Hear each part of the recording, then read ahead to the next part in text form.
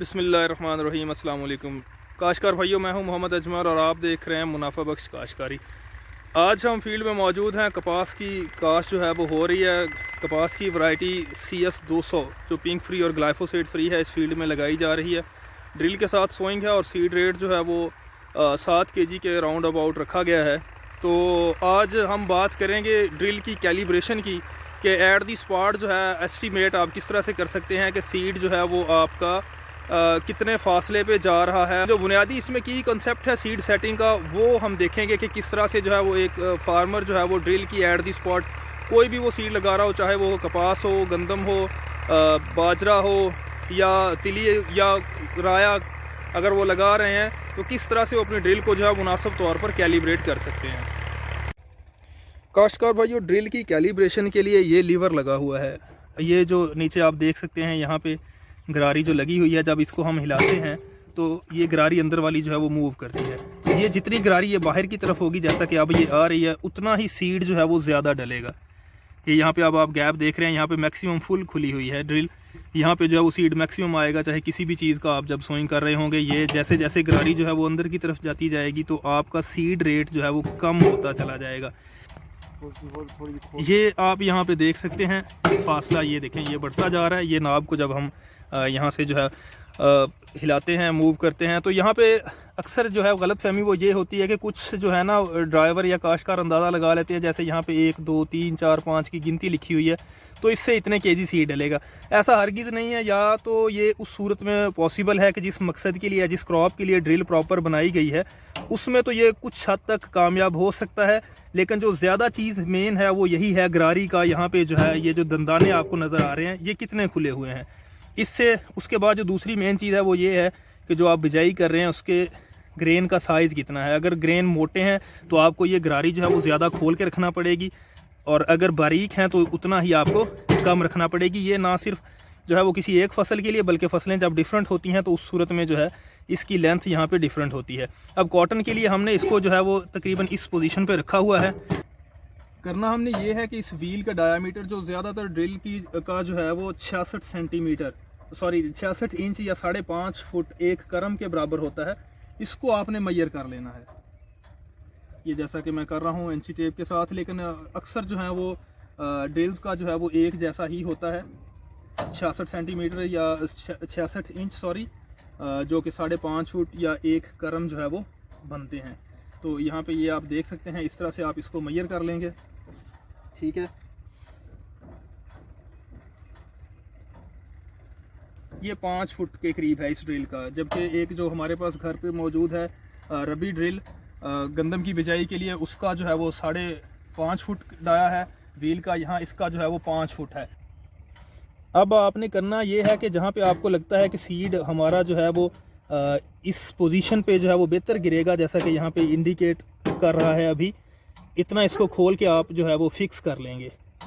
उसके बाद आपने क्या करना है कि आपने व्हील को घुमाना है, जिसका अभी हमने डायामीटर लिया है।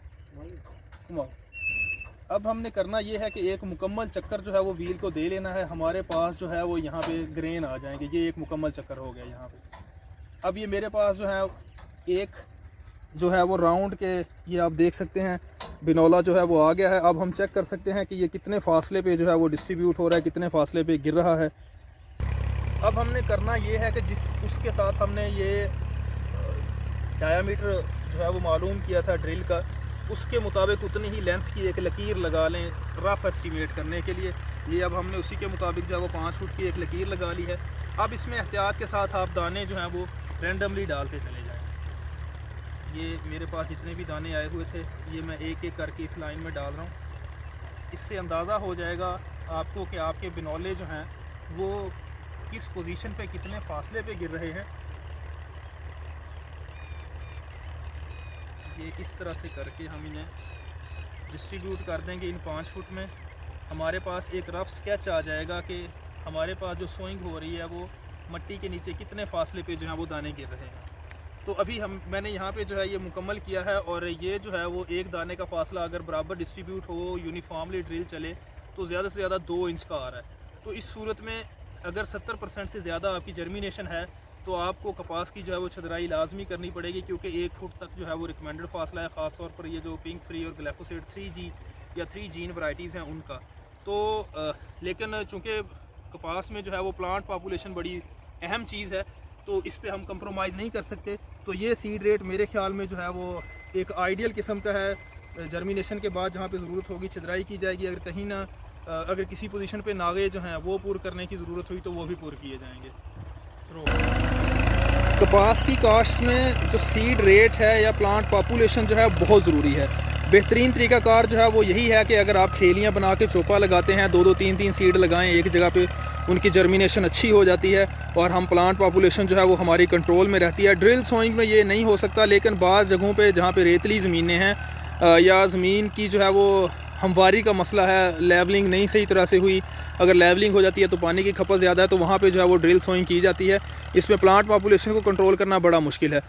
यकीनन जो तरीका यहाँ पे आज हमने डिस्कस किया है, इसमें हम एग्जैक्ट जो है वो सीड रेट या इस तरह की चीज़ें नहीं ले सकते, लेकिन ये है कि जो अंडरग्राउंड हमारे सीड ग्रेन जो गिर रहे हैं उनका फासला जो है वो हम एक बहुत ही क्विक टाइम में, थोड़े से टाइम में जो है वो आसानी से मालूम कर सकते हैं, जिससे हमें अंदाज़ा हो जाता है कि हमारा सीड जो है वो ज़मीन के नीचे कितने फासले पे जा रहा है। तो और सीड की जर्मिनेशन से हम अंदाज़ा लगा लेते हैं कि हमारे पास जो है वो प्लांट पॉपुलेशन कितनी होने वाली।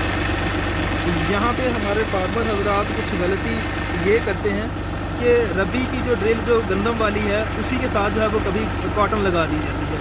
उसमें ये जो गरारी सामने नज़र आ रही है, इसके दंदाने या डिस्ट्रीब्यूटर इसको कहेंगे हम, गरारी में टेक्निकल उसमें कॉमन अगर इस्तेमाल किया जाए तो बेसिकली ये डिस्ट्रीब्यूटर है। तो इसमें जो सामने गैप नज़र आ रहा है दो उसके दरमियान, रुकावटों के दरमियान, वो ज़्यादा है कॉटन के लिए, मोटा सीड होने की वजह से। लेकिन जहाँ पे ये रबी की ड्रिल गंदों वाली के साथ कॉटन सोइंग की जाती है, उसमें 2 नुकसान होते हैं। सबसे बड़ा कि ये कि वो सीड तोड़ने का बाइस बन सकती है, और दूसरा जो है डिस्ट्रीब्यूशन इक्वल नहीं होती।